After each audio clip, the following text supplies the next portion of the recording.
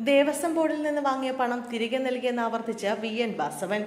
ആഗോള അയ്യപ്പ സംഗമത്തിലെ സാമ്പത്തിക ക്രമക്കേട് ആരോപണത്തിൽ നിലപാട് വ്യക്തമാക്കി ദേവസ്വം വകുപ്പ് മന്ത്രി VN വാസവൻ.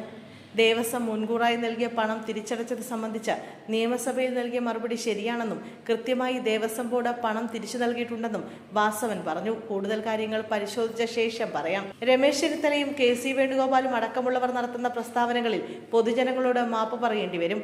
ഉണ്ണികൃഷ്ണൻ പൊറ്റിയെ ശബരിമലയിൽ കയറ്റിയവർക്കാണ് ഇപ്പോൾ സങ്കടമെന്നും വാസവൻ പറഞ്ഞു.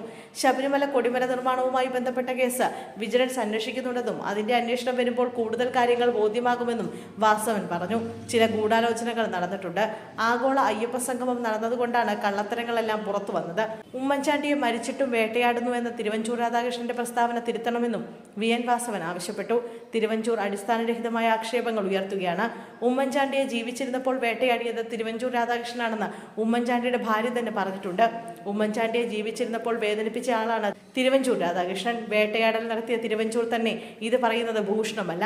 യാഥാർത്ഥ്യങ്ങൾ നിലനിൽക്കുമ്പോൾ ഇങ്ങനെയുള്ള പ്രസ്താവനകൾ ശരിയാണോ? ഉമ്മൻചാണ്ടിയുടെ കല്ലറയിൽ ഫ്ലെക്സ് വെച്ച സംഭവത്തിൽ LDFനോ CPMനോ പങ്കില്ലെന്നും VN വാസവൻ കൂട്ടിച്ചേർത്തു. കേരള കോൺഗ്രസിൽ ഒരു അഭിപ്രായ വ്യത്യാസവുമില്ല. അവർ ചക്കരയും തേനും പോലെ നിൽക്കുന്നവരാണെന്നും VN വാസവൻ പറഞ്ഞു. റോഷി പറഞ്ഞത് ജോസ് കെ മാണിയുമായുള്ള അടുപ്പം കൊണ്ടാണ്. പാലയിൽ ജോസ് കെ മാണി മത്സരിച്ച് വിജയിക്കണമെന്ന ആഗ്രഹം കൊണ്ടാണ് റോഷി അങ്ങനെ പറഞ്ഞതെന്നും VN വാസവൻ പറഞ്ഞു. ജോസ് കെ മാണി പാലായിൽ തന്നെ മത്സരിക്കുമെന്നായിരുന്നു റോഷി അഗസ്റ്റിൻ കഴിഞ്ഞ ദിവസം വീണ്ടും ആവർത്തിച്ചത്.